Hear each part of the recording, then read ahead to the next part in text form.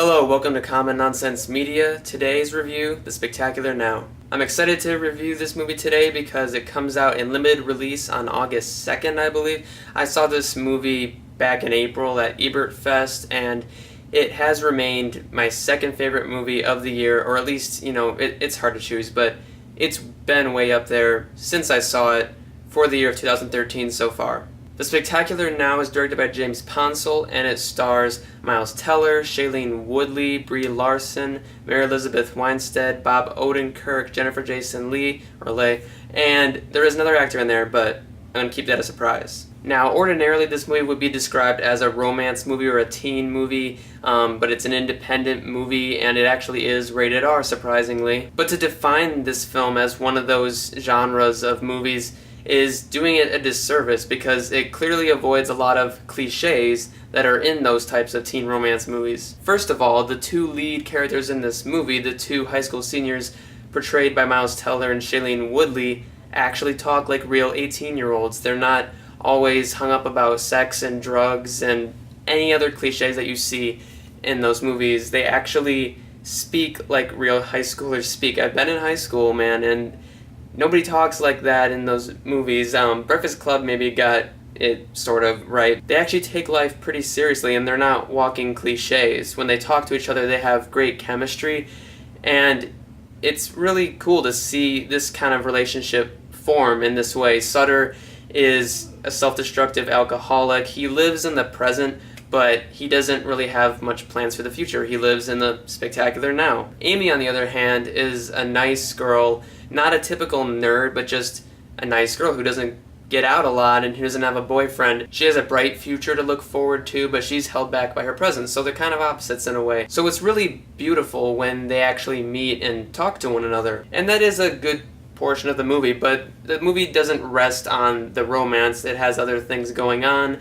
Through Sutter, we get to explore coming of age and the idea and themes of just making decisions, growing up. You have to start becoming an adult now. It's through his interactions with these other characters, including his ex-girlfriend, his mother, his employer, his sister, that we see where he is in life and how he's bringing himself down and how his actions affect other people and what they think of him. Brie Larson plays Sutter's ex-girlfriend, and she's not the jealous bitch queen that you see in a lot of teen movies. She just wants to move on with her life, and Sutter was holding her back. Bob Odenkirk from Breaking Bad plays his employer. He's a really cool actor. I love him on the show, and I love Breaking Bad as well.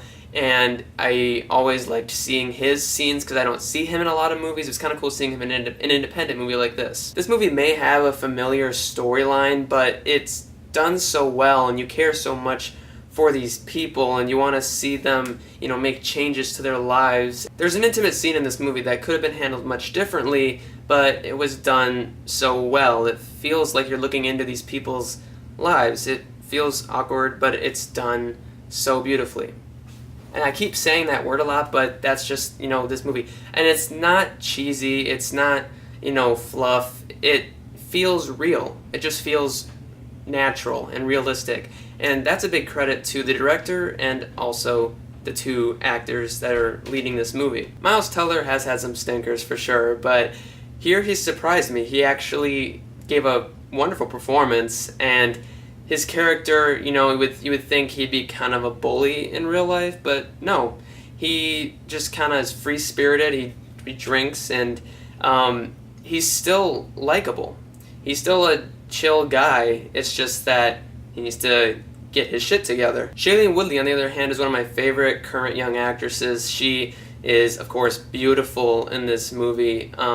She, again, if you saw The Descendants, she is fantastic. She makes this girl come alive. I actually feel like I've seen girls like this in my school. It may surprise you, but not all teens are idiots.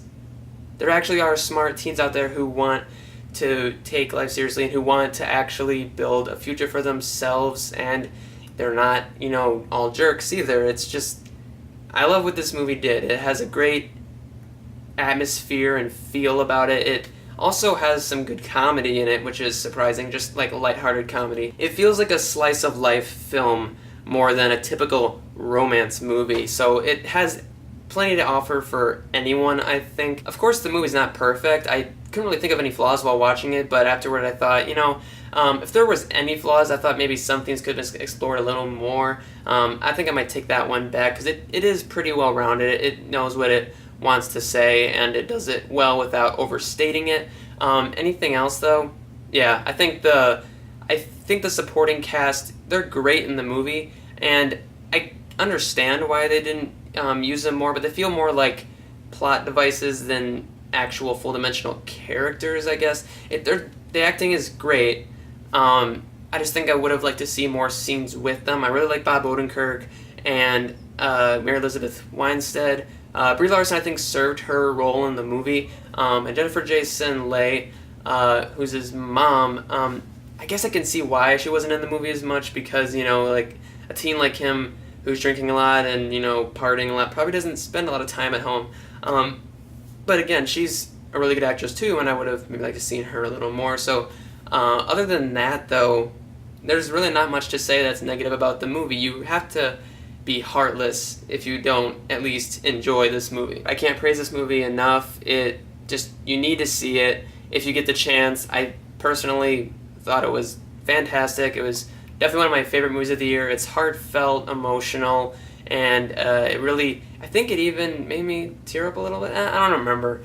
It's been a while since I've seen this. But whatever you do not watch the trailer. It gives away too much. Too much. Stay away from the trailer. Just force yourself not to watch it. So that was my glowing review of The Spectacular Now. Please see it. If you're a fan of independent movies, definitely see it. It's definitely smarter than the average teen flick. Don't think it looks a little by the numbers in the trailer.